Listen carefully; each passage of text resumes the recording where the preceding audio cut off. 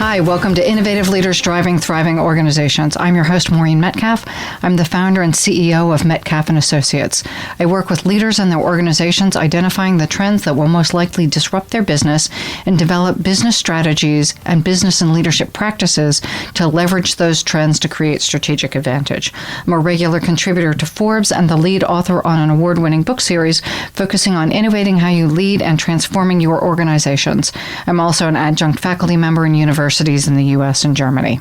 We talk about the rate of change in our current world, and according to Ray Kurzweil, we anticipate 20,000 times the rate of technology change in this century than we saw in the last. As leaders, that means we need to continually innovate how we lead to just keep pace with the technology changes. And for those of us who are interested in getting ahead of that trend and really leading the transformations, that means we need to be continually updating how we lead to be truly effective. So I am delighted that our guest today is David White. David has held the position of Chief Information Officer since February of 2012 for the Battelle Institute. He and his team are responsible for strategically aligning and advancing corporate application development, infrastructure platforms, and development initiatives across the enterprise. A key component of this position entails leveraging the new and emerging trends and concepts to more cost-effectively provide business solutions. So as we look at the rate of technology change, David is one of the leaders in this space, helping us put raw technology into business practice. So I want this Voice America series to provide valuable information to leaders and emerging leaders to help them prepare to lead their organizations in these dynamic times.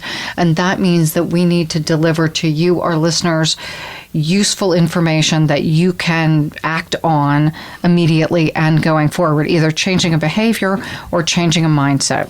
So I invite you to find something from our conversation that you can immediately act on. And I also talk about shifting mindsets. David's going to share a bit of how he thinks about things. And as leaders, part of our responsibility is to continue to update our leadership algorithm or thinking algorithm. So as I talk about mindsets, understanding how David thinks about things is foundational for each of us as we update how we think. So as an IT leader and someone who works in technology, the soft side of what we do is a significant contributor to success. You need a diverse set of skills, including a heavy dose of soft skills to be successful as a business leader who happens to be a CIO. And I would say for leaders across the range of senior leadership roles, we still need to understand our technical skills and keep those current. And even more important becomes building these soft skills, because that is, as leaders, we lead. And to lead effectively, we need those soft skills. So, David, thank you. And let's start with a little bit of what is the Battelle Institute so people understand who you are. Sure, and thanks for inviting me to participate in your series. Oh, you're welcome. Battelle Memorial Institute is a technology organization headquartered in Columbus, Ohio, but we have a national presence in the United States, and at times we have had a global presence with offices across the world. Within the last 5 to 6 years, kind of contracted and really focused our attention to the continental U.S. However, we do have employees and different projects that are outside the U.S. But what is Battelle? And why is it a memorial institute? Battelle was founded not by Gordon Battelle, who we have his namesake, but actually, unfortunately, it was founded upon his death. And when Gordon Battelle, who was an industrialist in Columbus, Ohio, died, his will formed the Battelle Memorial Institute. So his fortune was used to start the organization, and upon the death of his mother, she also willed her fortune to starting the Memorial Institute. Battelle started in 1929 as an organization to do research, and Gordon Battelle was an industrialist and into mining.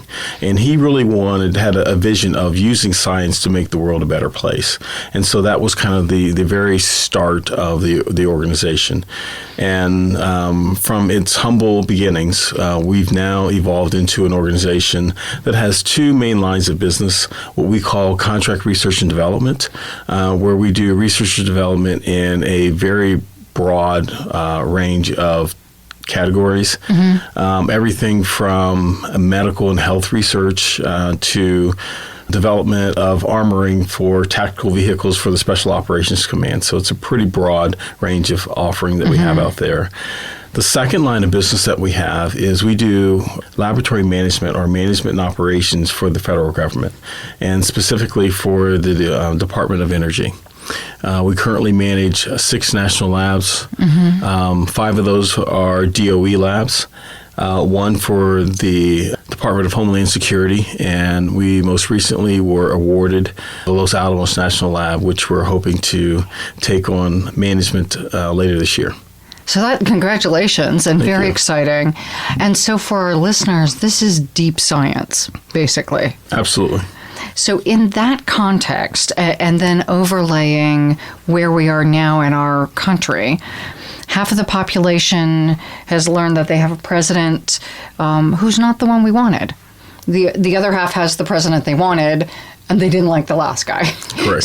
So the reason we bring that up is probably one of the most polarized time in history, and that leads to people feeling disengaged because we all go to work, and how we interact with one another, that civility seems to also have decreased across the board.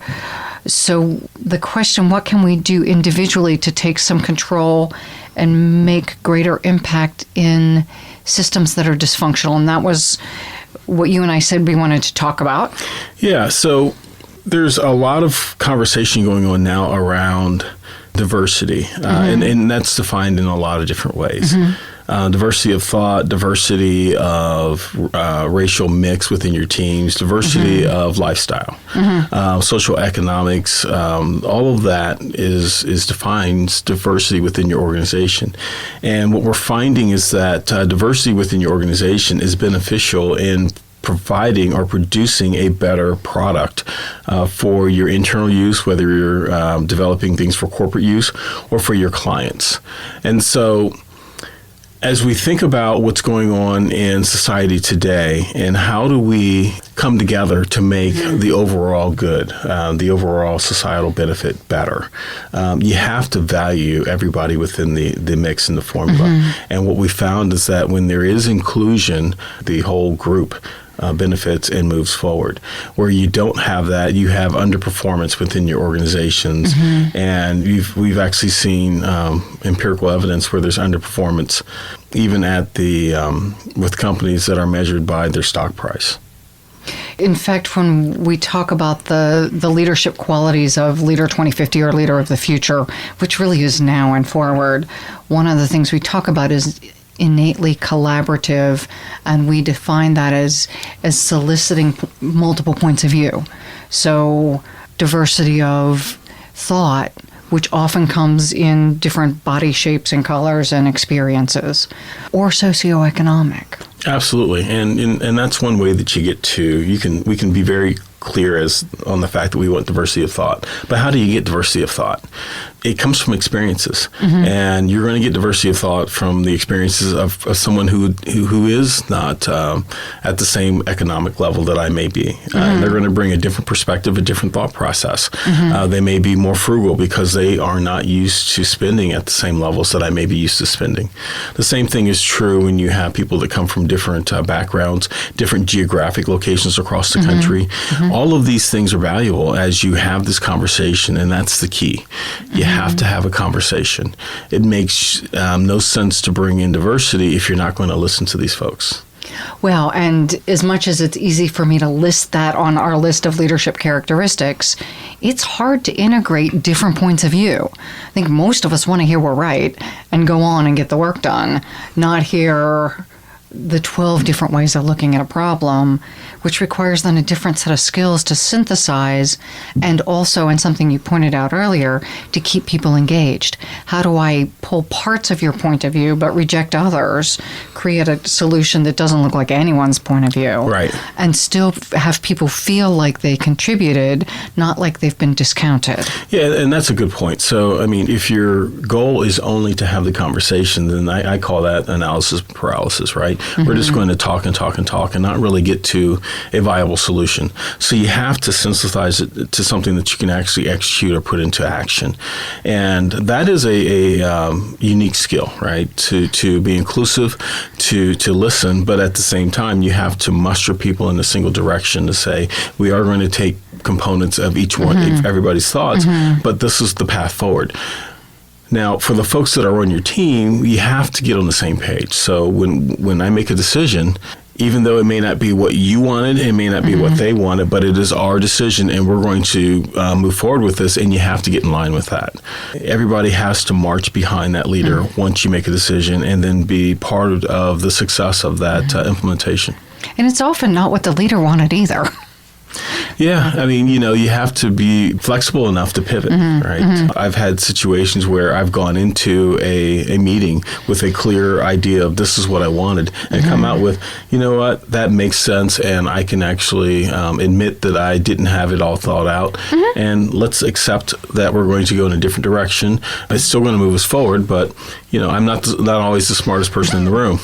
Well, the smartness comes differently, not having the right answer, but being able to do that unique skill of synthesizing. Absolutely. Otherwise, it's window dressing. Yeah. Synthesizing, facilitating the conversation, but again, not getting into to the point where you're paralyzed by all of the conversation and you can't make a decision. Yeah, in fact, I had a conversation this morning, and I often say the leader of the future, it looks more like a scientist. So I make the smallest decision I can as close to the point of action as possible, and I run it like an experiment to the extent I can. Sure. You don't buy buildings that way. We'll build the first floor and decide how tall it's going to be later. But that ability to make small decisions and evaluate as we go, for many things, that works. Absolutely. So it's interesting. I believe that one of the aspects or the components that have made me successful in my career is the fact that I haven't always been in technology. I actually spent the first 16 years of my career in finance and accounting. Ah, okay. And so I have a pretty strong background understanding of that world. And so now that I'm in technology and have to understand how we're going to support different corporate functions, I get it. I understand how to do an accounts payable transaction or general accounting or billables and project costing. I understand how to do these things. And what the value that I bring is marrying that transactional processing that we have to do with the technology solution. And now it's becoming even more, not really complicated, but more automated with the introduction of machine learning and artificial intelligence to these types of systems. Well, and that could be a whole nother interview, but I'm curious, is there a 1 minute, how do you see AI impacting your immediate workforce in the next couple of years? I personally see there's a lot of upside to AI and machine learning. However, I think it's still fairly immature for the workplace. And I would say my gut is telling me probably another 3 years, 5 years max, before we see a broad adoption and takeoff of AI within the workplace. Oh, okay. When that happens, it could have a pretty significant impact on corporate operations, back office transactions, that type of thing. The jobs that are now being done by account clerks and that type of function really could be displaced by bots in the future. I interviewed someone a while back who runs a company that does this. So, of course, they would be leading the industry. But he said, we already deploy portions of machine learning in our work, and it's fraud detection. Sure. And not that we have sentient machines, but that we have a machine that continues to learn an algorithm and improve itself. Correct. And so that's the immaturity. So these types of applications will allow you to identify something to hand over to a human to finish the transaction. Yeah. Which is exciting for many of us, that someone's taking, for those of us not so detail-oriented, it's exciting that a machine can learn to do some of this. Yeah. It would be terrifying if my entire identity was based on how well I processed very detailed information, and a machine could take my place. Yeah. So a machine can much more efficiently look at thousands of transactions and see the potential patterns and then give that information to somebody to make a decision. I don't think we're ready for the machine to make the decision yet. Which is interesting as we look at autonomous vehicles and watch that unfold. Yeah. Welcome back to Innovative Leaders Driving Thriving Organizations. We are joined today by David White, the CIO of Battelle. Let's move into the topic of culture. And so we've talked about large-scale change and some of the things happening in our broader community. What have you seen that has served as a driver of success with regard to culture supporting change? So there is a probably overused cliche that culture eats strategy all the time. Unfortunately, it's very well true, right? So the culture of an organization really is the heartbeat, the lifeblood of how well the organization is going to operate. That is also true for large projects, right? As you develop a project, you become kind of a small entity amongst yourself. The way that we've done large projects over the last 10, 15 years is to segregate the team into a separate operating environment. Yes. And you focus on that project and you basically create your own culture and how you're going to operate. And then that operational efficiency is really driven by the shadow of the leader, what the leader wants, how the leader operates, how they want to operate, how they want to manage the team is really going to be upon them. And then the team is going to kind of operate from that perspective. If you have a leader that really is not open and inclusive in the way they're working, your project could have problems. I've been involved in a couple very large projects. And if you have a very well managed project with a very good leadership acumen, it's going to be one of the best fulfilling projects you've ever worked on in your career. We are currently within our organization working on how we can actually change the culture to one of inclusion, but also we want to really change the way that we work with each other and bring in a little bit less of a culture where you actually feel threatened by making mistakes. We'd like to see people try things and to do that in a safe environment. We want to make sure that people are accountable so you're not doing things that are fraudulent, but we definitely want to see people reaching out and doing things that may be out of their comfort zone that actually might move us forward. And so we want to create an environment where it's safe to do things like that. We can actually coach you through where there may be issues, but if there is a problem, it's not the end of the world. So how do you change the culture? What are the steps you're taking? Because again, we hear people talk about this, but then when it comes to taking actual concrete actions, sometimes they fall short. Well, I can't get into the details of what we are doing because we are working with a consultant to do this. But the process that we're going through essentially is taking our leadership team. We're taking the time away from work to actually sit down and recognize the current culture. To go through a process that is called unfreezing. So here are the things that we're doing. Let's acknowledge these are the things that we're doing. At least let's acknowledge these things are problems and own them. Okay? If we agree that these are non-productive for us, let's make sure that we understand that. All right, now let's talk about what different things do we want? How do we want to operate in the future? What type of culture do we want to have in the future? And let's work on locking those things in. And let's document them, let's measure them, let's make sure that we understand the target that we want to try and hit. However, this is not a race. This is a journey, right? This is not a go off site for 2 days and you're done. Developing and unfreezing and refreezing cultures is something that's going to happen over time, and you're always going to be working on it to a degree. Well, let's go back to the idea of how we synthesize ideas and take different points of view.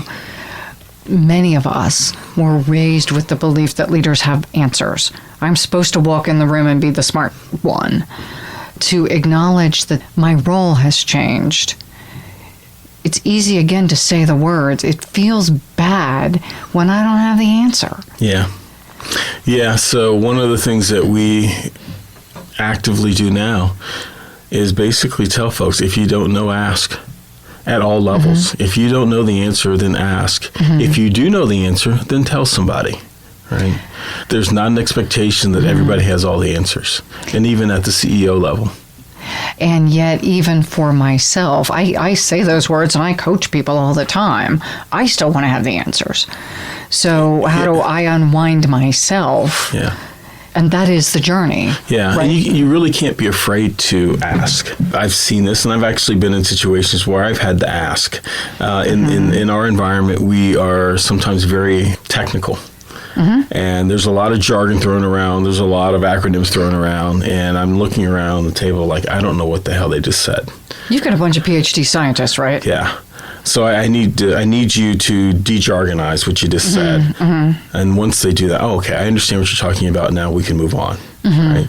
But I've seen a lot of people that will sit there in silence and in pain. I don't know what they're talking about. This is not good. The problem with that is if you don't understand, then you can't add value to the conversation. If you can't add value to the conversation, you're going to sit there silent. After being in a meeting where you're silent once or twice, you won't be invited back. You hope you won't be invited back. Well, the bad thing is if you're not invited back, then you potentially aren't able to contribute to a solution. Yeah, losing your voice at the table is... Yes. And yet, as leaders, this is part of that deprogramming. Right. Desensitizing to, I'm supposed to have the answers. Yeah. Ironically, one of the biggest issues that we have, and this is probably uniform across every company, one of the toughest things that we have to unfreeze is the fact that we are in 2018 and we're totally distracted. And so one of the basic concepts that we've embraced that everybody has heard, but they don't really follow through is be here now. Right?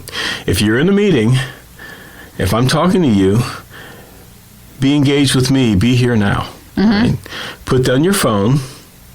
Stop with all the other external distractions and listen to me, look me in the eye, give me feedback. After we're done, you can go on to your other things. But while we're having this time, while I gave you my valuable time to meet with you, be present with me and let's engage in a meaningful conversation. How much do people struggle with that? It is very difficult, especially because it's so easy to get distracted. I've been in meetings with my team, and my IT security team were probably the worst folks. They would come into a meeting with their laptops, and the meeting would start, and they would start typing, and you would assume that they are typing notes from the meeting.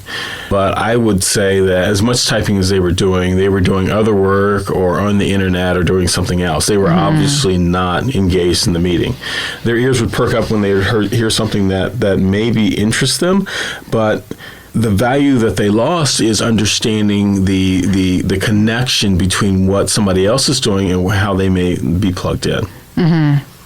Well, and even add to that then what we know about how brains work, we are likely to be distracted even if not looking at devices. Right. So just learning how to build focus. Right.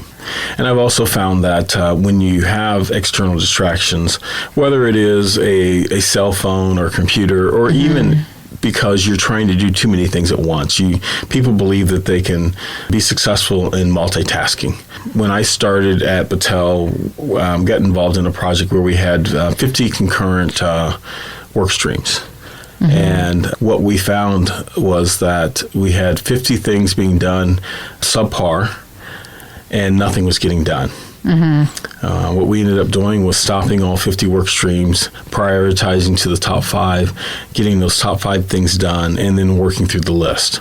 And if we would have started that a year earlier, we would have been done a year earlier because of the churn that was going on with the 50 concurrent work streams. And yet, again, it comes out of culture often. I can't say no, or I can't say no to these people, but then there were dependencies. There's that. There was, I cannot do this because if I do, I'll fail and you're going to fire me. And there's just pressure to get stuff done, but we weren't getting things done. And so there's this interpretation that effort equals progress. Yeah. And that's not true. Yeah, I can't tell you how many places I've heard we've got good people working hard. And they are good and they are working hard. That's a true statement. working hard on the right stuff. Yes. Or what have you really got done? Hours, hundreds of hours towards a project, and it's still stuck on 80% complete, is not getting things done. So be here now. What other factors or what other tools can you share for our listeners to think about changing culture or being more effective? Ironically, something that I really hadn't plugged into, and that was that your mood is a indicator as to how people will react. So if you're down, if you're low, if you're in a bad mood and you go into a meeting, that's going to set the tone for everybody else. So say more about that, because we talked a little bit in the intro about soft skills, and often, especially as senior executives, we assume that those feelings are for somebody else, not me. And I don't have to I shouldn't even acknowledge them, let alone manage them. That's what young girls do or something. No, that's true for everybody. If you go into a meeting or a situation where, again, you're viewed as the leader and you set a pretty big shadow and people are looking to you for guidance, and you're in a terrible mood and you're biting people's heads off and you're really setting a caustic environment. Well, that is detrimental to everything that's going on within your organization. That's just not good. It would be better if the commercial is, go have a Snickers, right? You're not saying, do something to change your mood. Go walk around the block. Do something that is going to elevate your mood. Chocolate. And then come back. Yeah.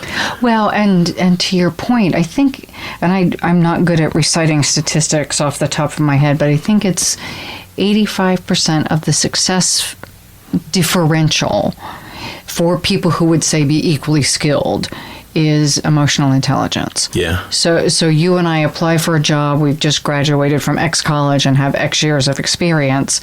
The one of us who has more emotional intelligence, so identify emotions, manage emotions, identify other people's emotions and relate, biggest differentiator, or one of the biggest differentiators. And understanding that, your emotional intelligence, the mood that you have within your situation does have an impact. A lot of folks are tone deaf to the fact that the way that I react, the way that my mood is, it almost doesn't have an impact, and it really does. Well, especially as you said, when it's followed by actions that are unsupportive. Right. Versus engaging. Right.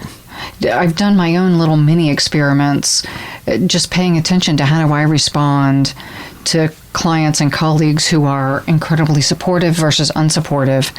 And it's amazing how much, and I think I'm immune to it, but it's amazing how I respond to a compliment or positive, supportive colleagues versus the cranky one that I know is cranky. Right. But I still don't want to face someone who's cranky every day. Yeah. I tend to start just about every meeting I have with just understanding how the folks are in the meeting, how they're doing. I will ask that specific question, how you doing? And I'll go through everybody in the table just to kind of ice break and understand what's going on. It takes 5 minutes. It's not that much overhead from a meeting to understand that before you get into the meat of what you're trying to do. And it really helps you to understand who's in the room, understanding your audience, what may be going on with them. Is there something that you need to do differently? And then really jump into your content at that point. It just to support that, the alleviating misunderstandings. So, especially as fairly experienced folks, we've got parents who are aging and having to deal with all that stuff. We've got children who are becoming adults or teenagers. So doing that check-in and hearing, I'm not 100% here because when I heard earlier today, my mom has dementia and I'm really struggling with how to navigate her health, right? Those things pull us emotionally, and someone could attribute my disconnection as I don't support them, I'm whatever description you want to attach to me. Right. And in fact, it's just I'm worried about mom. Right. Right. So it's a beautiful tool. Yeah, and you have situations where you'll tell somebody if they're physically sick, if you have a cold, don't come into the office. We don't want you to get the rest of the team sick. The same thing is true with mental, right? So if you're not fully engaged with us, maybe take some time to get yourself together. It makes a lot of difference when you take a little bit of time for yourself. Yeah, and rarely do I hear an executive say that. Yeah. Take a mental health day. Address whatever it is that is of issue. Absolutely. And that's the other component that we're really also focusing on is take care of you. If you're not your best self, not only mentally but physically, are you doing things to make yourself healthy physically? Are you exercising? Are you looking at your diet? If you're not physically healthy and taking steps to become physically healthy, it also can have an impact on your work life. Oh, it absolutely does, right? You're tired equals cranky. Right. What's the statistic? And again, I shouldn't cite these, but someone who is sleep deprived equals someone who, the competence level is equal to someone who's drunk. Yeah, it seems kind of counterintuitive, but when you exercise in the morning, it actually gives you energy throughout the day. You are tired, but it will give you energy throughout the day. It's a different kind of tired. Right. So we are going to take a break here. We will be back momentarily with David White, Innovative Leaders Driving Thriving Organizations. So welcome back, Innovative Leaders Driving Thriving Organizations. You are joining David White, the CIO of Battelle Memorial Institute, and Maureen Metcalf. So David, during the break we were talking about how you got where you got and who helped you. Can you share a little bit about that? Sure. So I believe that my path to where I'm at as a chief information officer for a major organization was non-traditional. Okay. I've been asked on many occasions, well, how did you map out your career and get where you're at today? And the answer is, I didn't, right? It's disappointing to people who think there's a straight path. Yeah, it's not. And it's very difficult to even imagine that there is. I can give you a prescription for, if you do all of these things, you're going to end up in this role. That role won't even exist in 10 years. Life doesn't happen that way, and it's very difficult for, I can't really demonstrate anybody that's actually done that and been successful. What you can do, though, is prepare yourself for that next level position. So it is gaining different experiences, getting a baseline set of education, and really open yourself up for that next opportunity. So that's kind of how I got where I'm at today. It did involve a couple mentors. Okay. When I started my professional career, I started actually in the mailroom in the state of Ohio Treasury. And I worked my way from the mailroom up to a director position within the Treasury over a 10-year period. That's a pretty steep climb. And I got help along the way, and the person that was probably most instrumental to my career path was the treasurer, Ken Blackwell. Okay. And a lot of that was because I reached out to him and said, hey, I'm interested in doing different things. It's an interesting story. I started working in the Treasury in 1987 under the Democratic administration.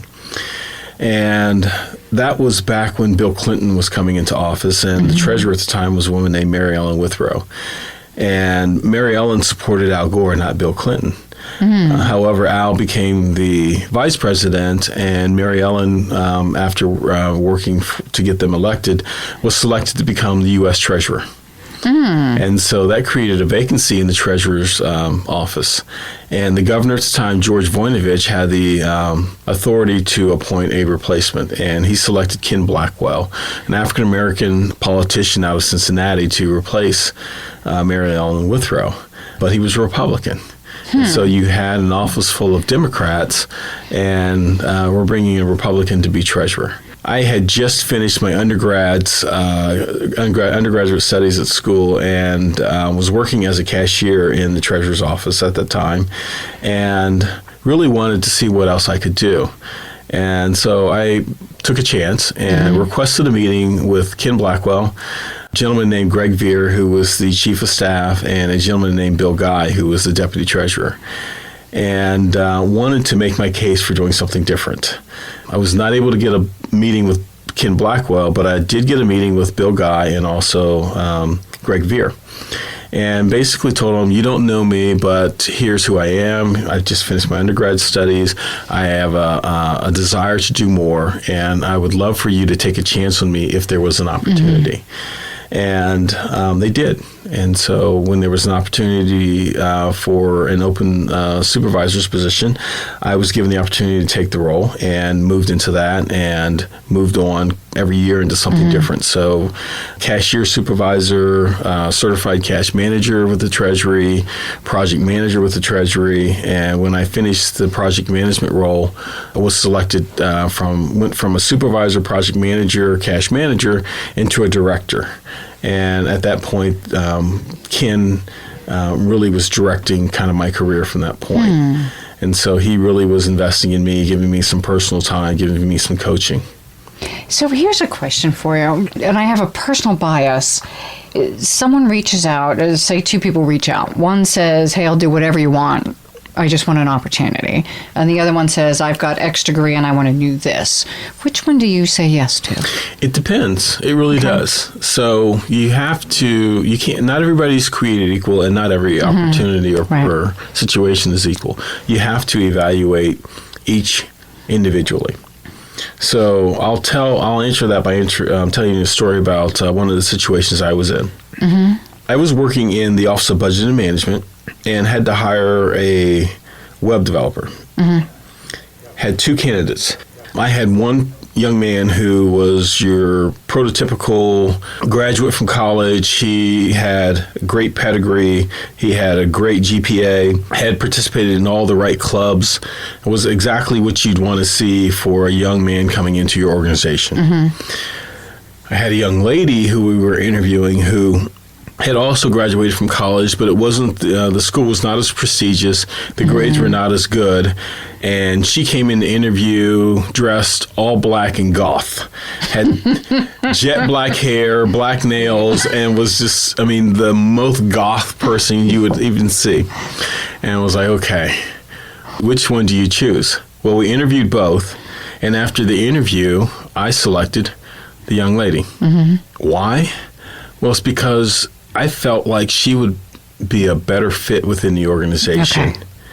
And I just got a better gut feel with her. I'm happy to say that she's still in a role, a very high-level role with the state of Ohio, and she manages the web presence for the entire state and has been doing it for 10 years now. And I'm guessing her fashion sense has evolved. She has evolved, but she still has that quirkiness about her that made her an excellent web developer. Well, and quirkiness is beautiful when harnessed. Yes. When not harnessed, not so beautiful. Yes. Still have a very good relationship with her today. And again, I consider that one of my best hires ever. Oh, cool. Yeah. So how do you decide, I'm assuming people approach you periodically to mentor them. How do you decide who, if there are more than you have, having a highly intense job, you don't necessarily have all the time in the world to mentor. Yeah. How do you pick and what's your approach? I tend to want to have a conversation with that person to understand what are they really trying to achieve. Are they trying to connect with me because they looked at our website and can see me out on the website and say, oh, that's a good person to connect with? Or do they really identify with me, my story, and what they're really trying to do because there's some similarities, or is there something that really gives us a good connection? Those are the folks that I really like to work with and connect with. And that's kind of how I also decide to get involved in different organizations. I like to do things that really are meaningful to me.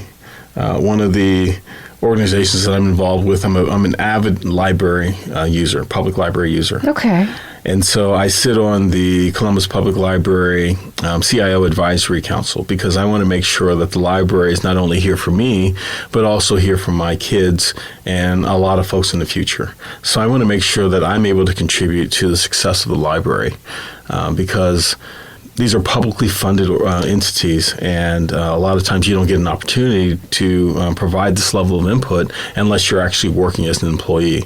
So this allows me or gives me the opportunity to give them some of my insight without actually having to be an employee. Well, and I love that also supports what I think is a value of yours around diversity. Absolutely. And our public library is amazing in its quality and the access it provides.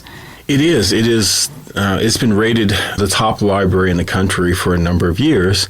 However, I believe it could be better.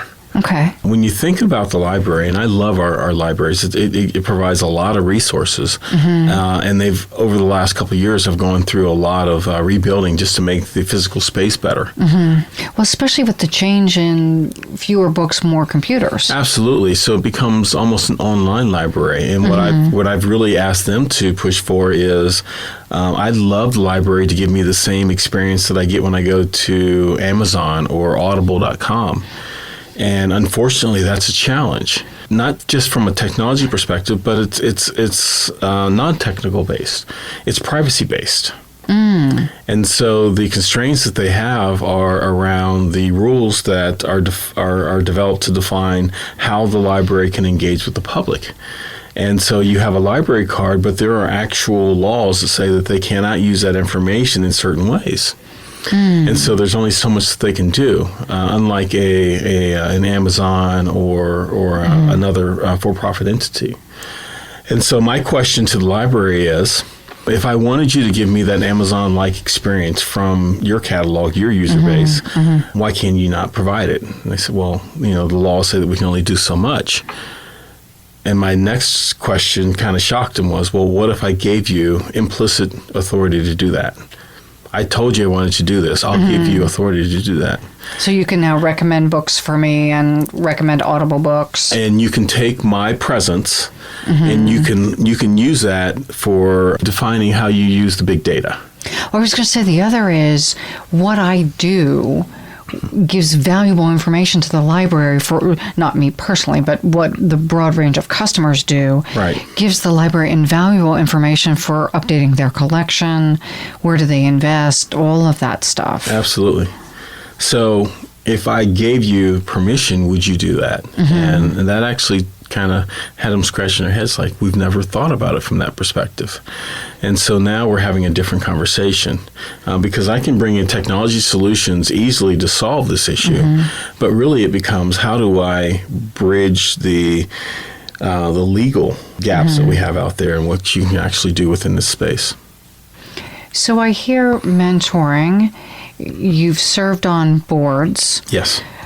What else have you done to develop yourself? Because again, you had a quick rise, non-traditional. You went to community college and then completed your degree after a gap. Yes. So your path was, again, when we look at people who were successful, we assume without more information often, my parents paid for my college, I went straight through, I had all this stuff.